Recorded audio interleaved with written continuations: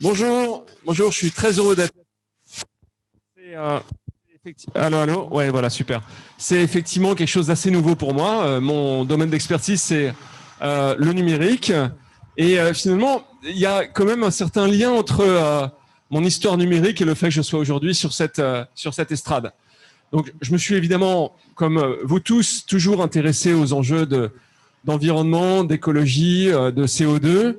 Et parmi les thématiques qui sont en vogue dans le domaine du numérique, il y en a une dont vous avez entendu parler, c'est les smart grids. Les smart grids. Et donc, je me suis intéressé à ces fameuses smart grids. L'idée des smart grids, c'est de traiter l'énergie en mode spot, c'est-à-dire d'ajuster l'offre à la demande et de faire en sorte que quand il n'y a pas d'offre, on coupe la demande. Donc ça, c'est l'idée totalement théorique des smart grids. On voit bien que le modèle aujourd'hui n'a rien à voir avec ça, mais néanmoins, je me suis beaucoup intéressé à ça, et ça, c'est tout à fait lié à l'enjeu des ENR. Donc, à la Commission européenne, quand j'y travaillais, ce qu'on me disait beaucoup, c'est d'ici peu, on va normaliser tout ça, on va créer un marché fluctuant de l'énergie, et on va faire en sorte que, grâce à la technologie, on puisse rendre utiles les ENR. Et pendant des années, je me suis intéressé à ça. J'ai pas mal voyagé pour aller discuter, entre autres, ces sujets dans différents pays. Et j'entendais toujours parler de cette notion de smart grid et je ne la voyais pas. Je ne la voyais pas. Et en fait, pour tout vous dire, je ne pense pas que le concept existera un jour. Par contre, je pense que ça a été le substrat pour finalement essayer de défendre une énergie qui, on le sait, a beaucoup de mal à fonctionner aujourd'hui, l'énergie à base des ENR. Et les mêmes personnes que je rencontrais qui défendaient les smart grids, évidemment, enfonçaient le nucléaire. Il y a 5 ans de ça, j'ai eu un moment assez intéressant. Je vais les citer parce que c'est quand même... on a eu cet échange à plusieurs reprises. J'ai rencontré dans une conférence les gens de Negawatt. Et je leur ai dit, écoutez, ça tombe bien que je vous rencontre parce que vous défendez un modèle qui me semble évidemment extrêmement différent de celui que l'on a aujourd'hui. Expliquez-moi ce qui se passe. Et puis, ils ont essayé de m'expliquer ce qui se passe. Mon frère, qui est depuis toujours un apôtre du nucléaire, m'a expliqué que le modèle n'était pas soutenable. Et je dois dire que, alors j'étais plutôt agnostique à l'égard du nucléaire, je me suis dit qu'il fallait absolument défendre cette énergie parce qu'il n'y avait pas d'alternative. Et ça, je crois que c'est quelque chose qui a surpris d'abord dans mon milieu, parce que finalement, le monde des ENR, c'est aussi un peu le monde des startups, même si c'est des startups qui sont très largement financées à base d'argent public. Je connais un certain nombre d'entrepreneurs qui ont monté des startups, qui sont partis dans cet univers par la suite.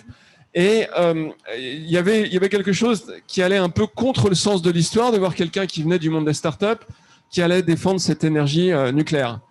Et ça, je crois que c'est un premier élément sur lequel il faut qu'on travaille, c'est que l'énergie nucléaire, ça a été dit, elle n'est pas branchée. C'est pas une énergie qui est à la mode, c'est l'énergie de la génération d'avant. Et c'est notre travail de communication d'en faire l'énergie de la génération d'après. On va le voir, je pense que c'est plutôt en bonne voie. Et donc, j'ai commencé à m'intéresser à cette énergie. Et pour moi, ça a été extrêmement surprenant de voir ce que vous constatez tous, c'est-à-dire que c'est une énergie qui est presque impensée. C'est-à-dire que vous pouvez affirmer à peu près n'importe quoi à l'égard de l'énergie nucléaire. C'est pas sûr que vous allez avoir tout de suite quelqu'un qui vous dise c'est vrai ou c'est faux. C'est quelque chose qui fait débat, et c'est l'objet de très nombreux débats. Si vous arrivez dans un dîner, comme c'était le cas hier soir avec mon frère, on recevait des amis à la maison, si vous dites le nucléaire c'est bien, les gens en face vous dites j'ai pas d'avis là-dessus. C'est ce que nous a dit la femme qui nous est face. Et donc c'est vraiment, il y a un enjeu de réappropriation de la parole là-dessus. Et je crois que Les Voix effectivement a fait un travail extraordinaire. Moi, j'ai rencontré Myrto, pour ainsi dire par hasard, il y a 2 ans. C'est mon beau-frère qui voulait que je la rencontre. Et j'ai trouvé que c'était plutôt sympa, sa démarche associative. Et je dois dire qu'il y a aussi un petit côté chez moi provocateur, c'est-à-dire que j'aime bien aller pas forcément là où on m'attend, et je trouvais que c'était une cause qui méritait d'être défendue, et c'est ce que j'ai fait. Et je dois dire que pour moi, c'était vraiment d'abord une belle rencontre, de rencontrer Myrto, de rencontrer un certain nombre de personnes qui gravitent autour de ce thème et au sein des voies du nucléaire. Et puis, je pense que il y a un certain nombre de chemins qui a été parcouru depuis 2 ans. Moi, je sais que au début, quand je faisais un tweet, quand je disais quelque chose sur le nucléaire, je me faisais exploser, pour le dire assez directement. Et maintenant, je constate un renversement, au moins sur les réseaux sociaux, mais pas que. C'est-à-dire que quand je fais une conférence sur les sujets, par exemple, de Smart City, qui est assez proche de la notion de Smart Grid, ce qui m'arrive quand même assez souvent, maintenant, je dis systématiquement, on ne peut pas se passer du nucléaire. Et auparavant, ça a créé une forme d'opprobre. Il y avait toujours une ou deux personnes qui prenaient violemment la parole dans les questions-réponses après les conférences pour dire que je disais n'importe quoi. Maintenant, c'est plus le cas. Et il y a souvent quelqu'un qui prend la parole en disant « merci, c'est super, etc. etc. » Et donc, je crois que le travail qui a été commencé porte est quelque chose qui me semble vraiment important, et d'ailleurs que j'ai appris parfois à mes dépens, c'est la rigueur scientifique, la rigueur des faits lorsque sont évoqués les sujets qui ont trait au nucléaire, parce que finalement cette rigueur, elle permet de ne pas se faire attraper, ce qui n'est pas le cas évidemment des gens des ENR. Et ça, je crois que c'est vraiment quelque chose qui nous donne l'assurance de pouvoir gagner ce combat à moyen terme. C'est-à-dire que quand vous affirmez des vérités, quand vous pouvez les baser scientifiquement, et quand en face, vous avez quelque chose qui repose sur un hypothétique devenir, eh bien, à la fin, vous gagnez. Il faut évidemment que ce combat soit courtois, mais qu'il soit aussi radical et qu'il aille dans absolument toutes les sphères. Là, le temps fait que malheureusement, je crains qu'on soit surtout entre nous ici. Je crois que c'est important de vous dire que moi, j'attendais quand même une dizaine de personnes que j'avais invitées qui ne sont pas venues à cause du temps. Et donc, ça nous laisse quand même des perspectives importantes d'avoir un peu plus de monde le jour où on aura un temps qui est assez meilleur. Alors, quelle est la route qui nous fait face? Il y a la route évidente, ça, je pense que c'est de continuer à communiquer, de rappeler les évidences sur l'émission de carbone de ces énergies, sur le stockage, sur tout ce que vous savez en général mieux que moi. Et je pense qu'il y a une autre route aussi qui est importante, c'est de rendre cette énergie cool.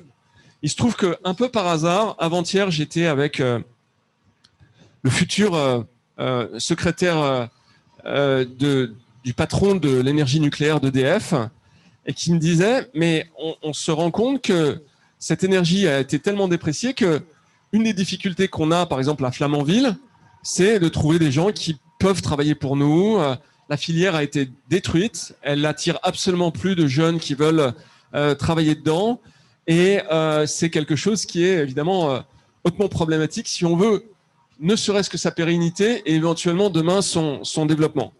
Et donc, moi, ce que je crois, en tout cas à ma modeste mesure dans mon univers, c'est que c'est important de faire en sorte que on puisse réattacher des éléments du monde de demain au nucléaire. Le nucléaire souffre, à mon avis, quand même d'un défaut, c'est que c'est une énergie extrêmement technologique, extrêmement centralisée, et donc qui peut facilement donner prise à beaucoup de fantasmes.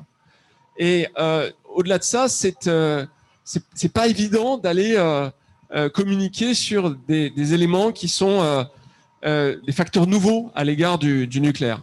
Donc voilà, moi je pense que ce qu'il faut, c'est qu'on arrive à créer un nouvel environnement dans le nucléaire. Par exemple, moi, je parle beaucoup des jumeaux numériques sur les centrales nucléaires, qui sont devenus des modèles que EDF tend à systématiser.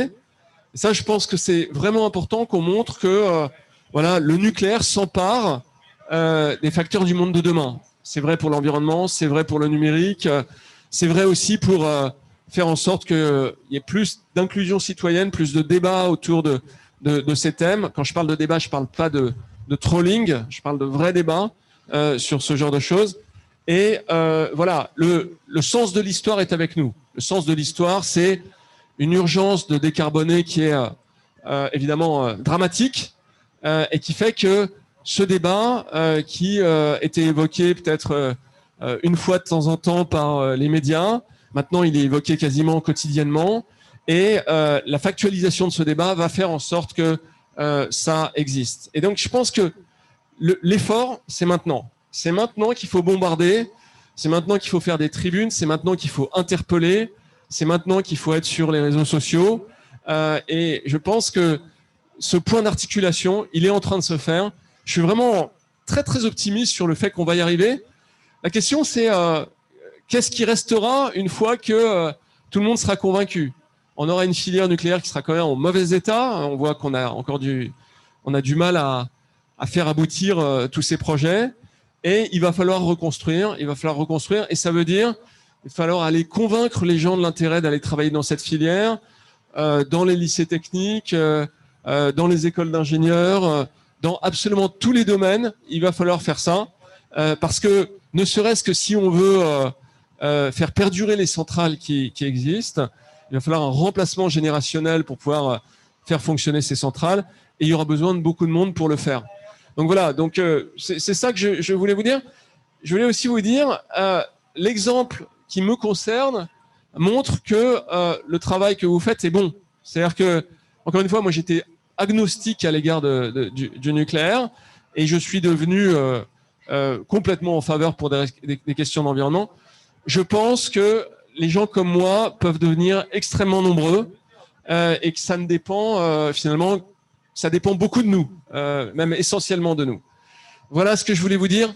Je voudrais finir en remerciant évidemment tous les bénévoles qui sont ici, notamment ceux des Voix du nucléaire.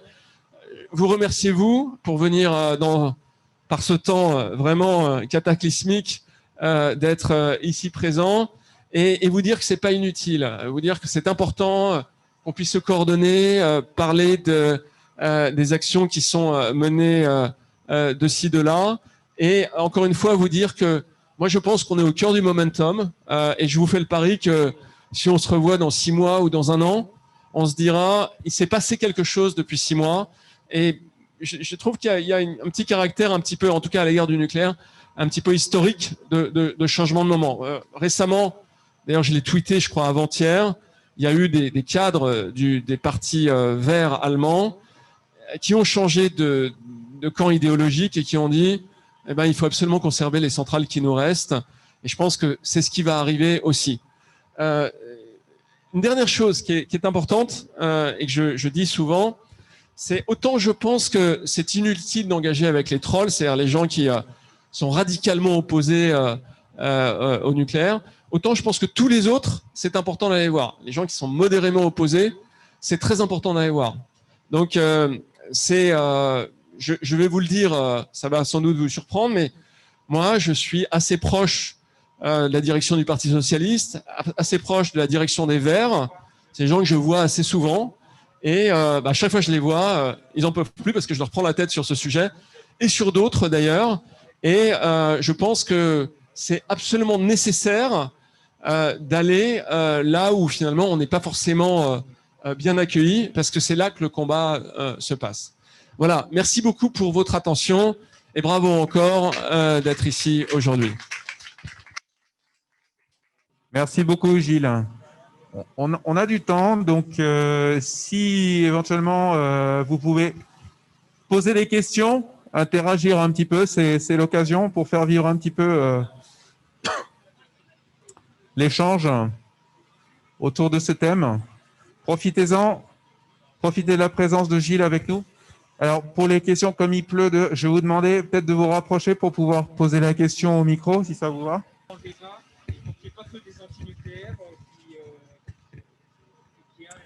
Alors, la question qui est posée, donc c'est son prénom ? Pierrick. Pierrick, qui fait remarquer, enfin qui ouvre le sujet sur effectivement le fait qu'il y ait des signaux sur les réseaux sociaux, des gens qui s'engagent pour défendre le nucléaire sur les réseaux notamment, dans une certaine mesure dans les médias, quand c'est possible, quand on a accès aux médias un peu plus de masse, mais qu'à un moment, à un point, il serait sans doute nécessaire que cette position, cette opinion soit également représentée dans le paysage politique, et qu'à un moment, ça passera aussi nécessairement par des prises de position en France, par certaines personnalités politiques, pour pouvoir donner corps dans le débat public plus visible à cette question-là. Gilles, si tu veux répondre. Oui, alors effectivement, le fait qu'il y ait des acteurs politiques, des représentants politiques qui portent ce message, c'est un vrai sujet. C'est pas le cas aujourd'hui, ou alors de façon assez discrète. On a eu Brice Lalonde par le passé qui a fait ça, et il faudrait qu'il y ait une nouvelle génération qui le fasse. Moi, je pense que la raison pour laquelle les acteurs politiques ne le font pas, c'est qu'ils pensent que c'est un jeu qui est à somme négative leur concernant, parce que pour l'instant, ça a été dit à l'instant, finalement, lorsqu'on fait un sondage, on voit que les gens sont soit ignorants de la chose, soit contre, notamment pour les jeunes générations. Et donc, voilà, les politiques, il ne faut pas se leurrer, courent après la victoire. Personne ne veut se suicider quand vous faites ce métier depuis plusieurs années. Vous considérez que prendre une position pro-nucléaire, qui pour vous est assez secondaire, parce qu'il y a plein d'autres sujets en tant qu'homme politique ou femme politique sur lesquels vous pouvez vous engager, c'est une position qui va vous desservir. Et donc, nous, notre boulot, c'est finalement de leur démontrer que c'est le contraire, de faire changer l'opinion publique de point de vue. Et je pense qu'il n'y a pas besoin qu'on arrive à avoir une majorité de l'opinion publique qui est en faveur du nucléaire. À partir du moment où il y a un mouvement, où il y a un début de transition, on aura nécessairement des acteurs politiques qui vont s'engager là-dessus.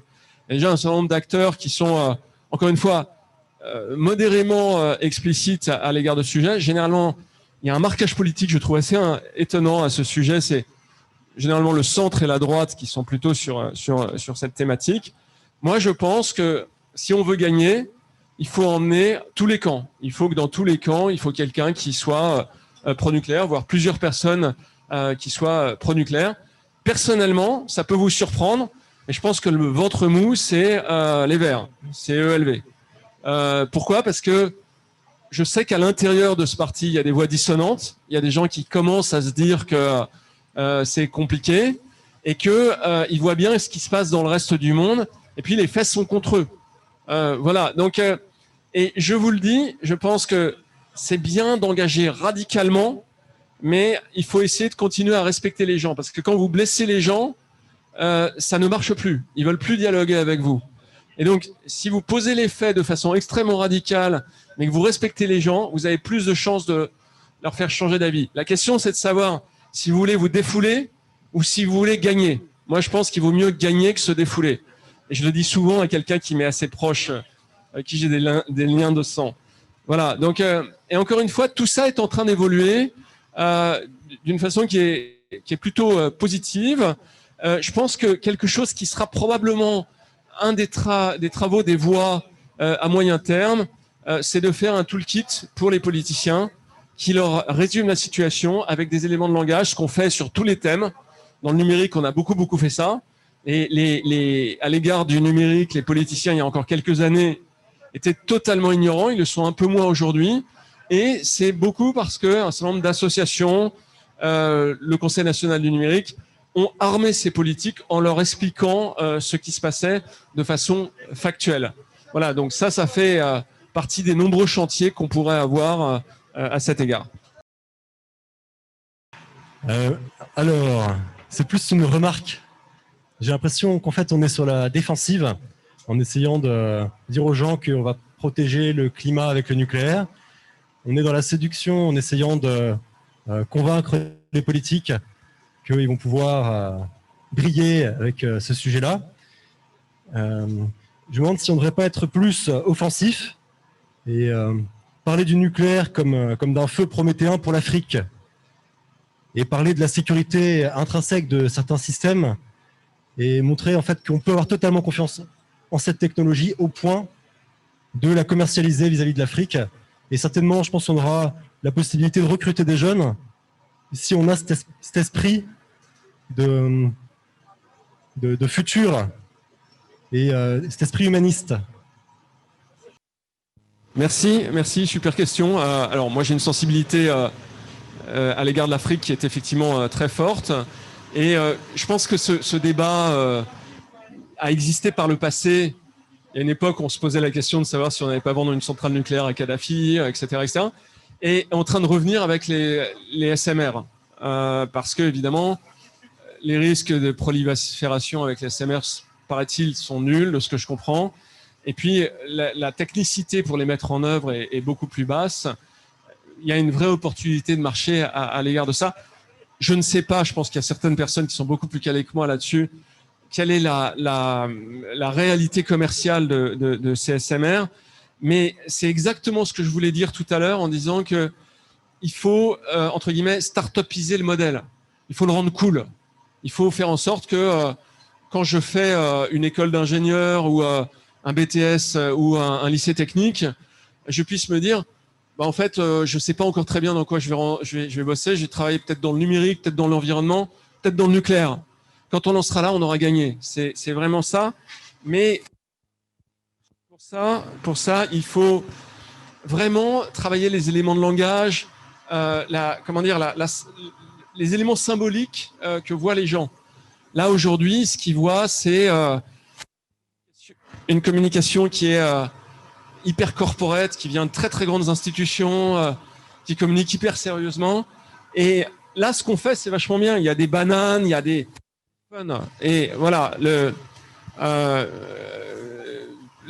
cool, la coolitude, c'est extrêmement important pour faire passer les messages aujourd'hui. Et parmi ces éléments de coolitude, je pense qu'il y a effectivement s'intéresser aux pays en développement, qui est une chose qui concerne évidemment la jeune génération qui arrive. Donc voilà, ça c'est un autre facteur, j'en avais pas parlé, mais effectivement, je pense que le fait qu'il y ait des startups, et j'espère qu'il y en aura aussi en France, il y en a peut-être déjà, qui s'intéressent au nucléaire, au SMR, à ce genre de choses. Ça, c'est vraiment un facteur de diffusion de cette notion de coolitude. On a encore le temps pour une question, éventuellement, si quelqu'un veut poursuivre le débat et l'échange. Non? C'est pas facile, hein? Ah, si, super. Est-ce qu'on connaît des artistes qui seraient capables de s'intéresser au nucléaire, qui pourraient prendre le parti du nucléaire, illustrer, faire appel au monde de l'art, enfin, si sans trop? Je ne connais pas, mais c'est exactement dans le droit fil de ce que je viens de dire. C'est exactement ce qu'il faut faire. Voilà. Donc, c'est ce type de choses et il faudra qu'on aille en chercher. On en connaît tous. Pour que petit à petit, ils soient sensibilisés à ça. Moi, je suis assez proche de quelques artistes à qui je prends la tête sur ce sujet assez régulièrement et je pense avec un succès modéré pour certains d'entre eux.